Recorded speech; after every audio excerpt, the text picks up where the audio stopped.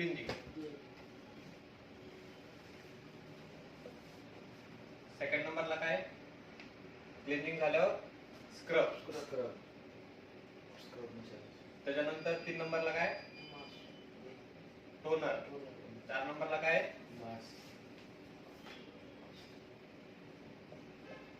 आता आपण काय करतो? क्लिंजिंग काय करायचं? क्लायंट बेड वरती घेतलं की आपण जे पहिल्या दिवशी क्लिंजिंगचं शिकलोय step by step. Cleansing application अगोदर सगळ्यात पहिलं काय करायचं? हँड सॅनिटाईज करून घ्यायचं. हँड सॅनिटाईज झाली की नंतर आपल्याला क्लिंजिंग फेस वरती अप्लाय करून डाऊन पासून एक रिदम मध्ये सर्क्युलेशन मोशन मध्ये मसाज करून ते जे एक्सेस ऑइल आहे, डेड टिश्यू, घाण, धूळ, डस्ट वगैरे क्लीन करून घ्यायचं. त्यानंतर ते 3 to 4 minute 3 to 4 minute massage करायचं. हा, 3 to 4 मिनिट फेस वरती मल्सिफाय करून स्पंज वाइप आउट करणे. ओके, हा झाला त्याचा पहिला क्लिअर. दुसरा, आपण आता सेकंड टाइम काय करतो? स्क्रब यूज करतो. स्क्रब का वापरतो आपण सांगता येईल का?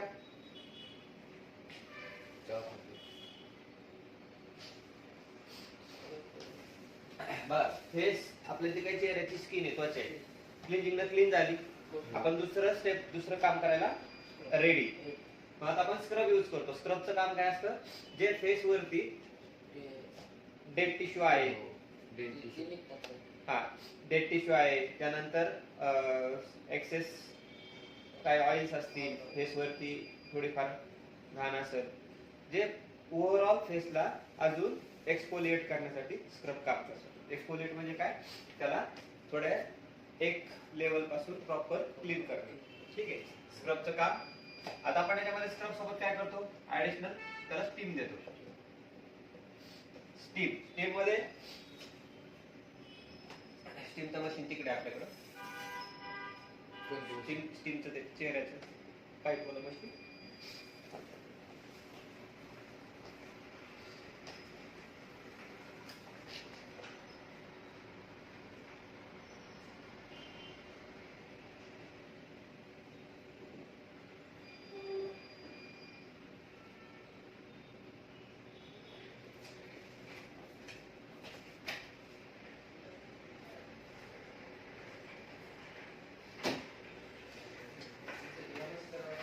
स्टीमर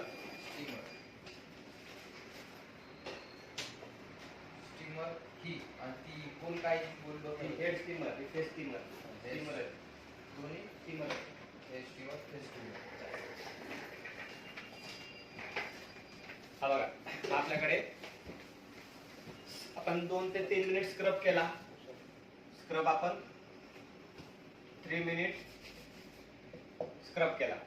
स्क्रब नंतर स्क्रबवरच आपण त्याला स्क्रबवर घेऊ शकतो किंवा स्क्रब तुम्ही वाइप आउट करून घेऊ शकता.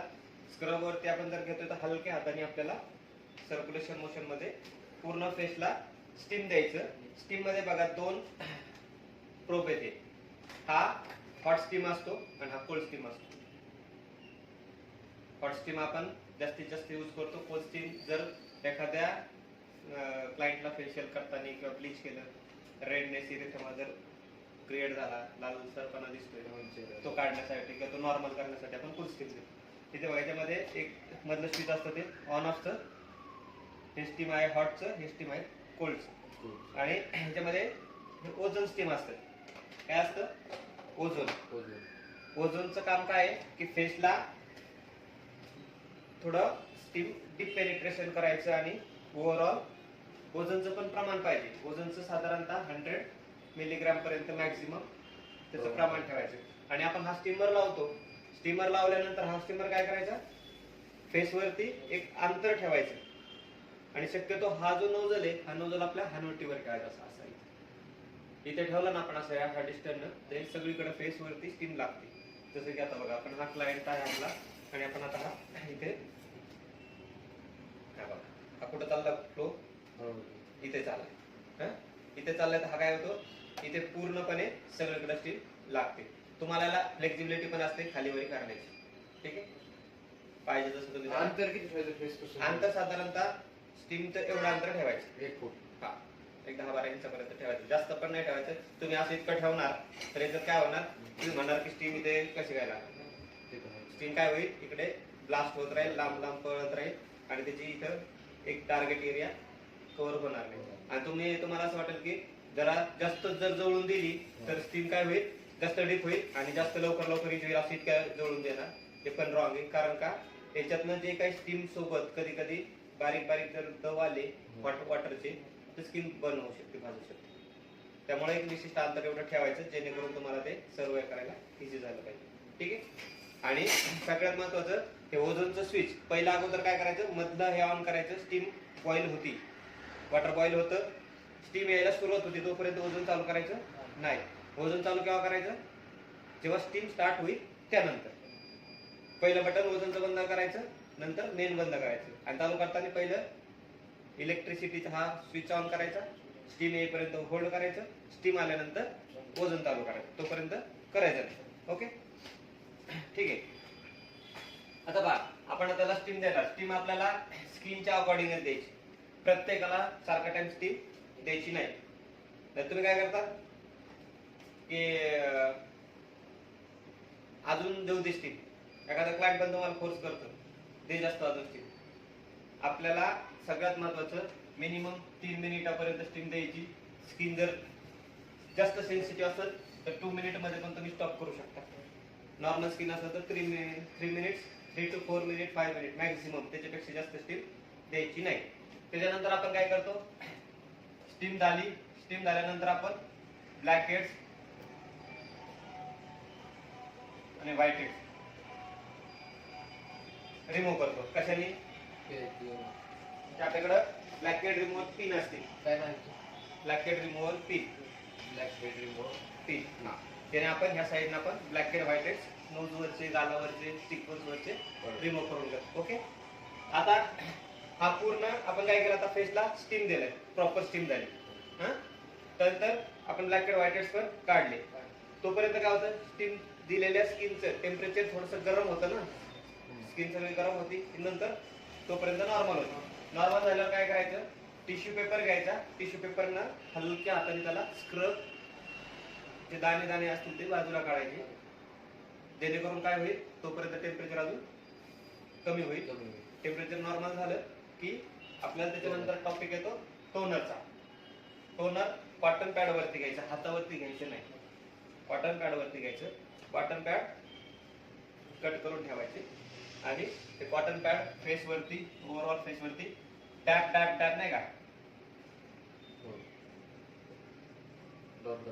असं टॅप टॅप टॅप टॅप करून सगळीकडे, नोज वगैरे सगळीकडे हा अप्लाय करायचा ओव्हरऑल फेसला.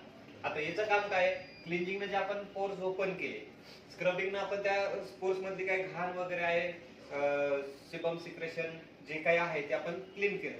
त्याच्यानंतर टोनरचं काम काय येतं, टोनरचं काम येतं ते पोर्स परत मिनिमाइज करायचे, है ना, जे आपण बंद करायचे. काढलंय ते, हा, ते काढल्यानंतर ते परत छिद्र बंद झाले पाहिजे ना. हो, हा? होल बंद करण्यासाठी स्किनवरचे. हा. आता तुम्ही इथं शॉप मध्ये आलाय, शॉप ओपन केले, मध्ये आलाय, सर्व्हिस केली, तुम्ही असंच घरी जाणार आहे का, काय होईल, लोक घेऊन जातील, काय पण तिथं सामान राहणार नाही, चुकीचं होईल. त्यामुळे आपलं काम काय, परत जर आपण क्लिनिंग ओपन केलं, स्क्रबिंग सोबत आपण तिथं काम केलं, ब्लॅक हेड, व्हाईट हेड्स काढले, नंतर आपण तिथं टोनिंगचं काम केलं. टोनरनं मिनिमाइज, फोर्सला पूर्णपणे मिनिमाइज करायचं काम आपण पूर्ण केलं. आता त्यानंतर थोडं होल्ड करायचं, 2 मिनिट 3 मिनिट थांबायचं. त्याच्यानंतर मग जे आपल्याकडं फेस मास्क असतो, वॉटर मास्क आहे, तुम्ही फेस मास्क, वॉटर मास्क लावू शकता, जेल मास्क लावू शकता किंवा सीट मास्क पण लावू शकता. कुठलाही mask, face mask, mud mask लावू शकता.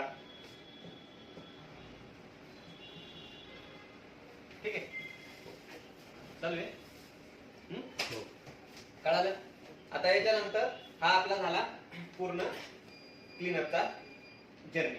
मग आता क्लीनअप झालं क्लायंटचं, फेस मास्क पूर्ण स्पंजनं आपण वाईप आउट केला. आता फेस मास्क किती टाइम होल्ड करायचं, सगळ्यात महत्वाचा पॉईंट आहे.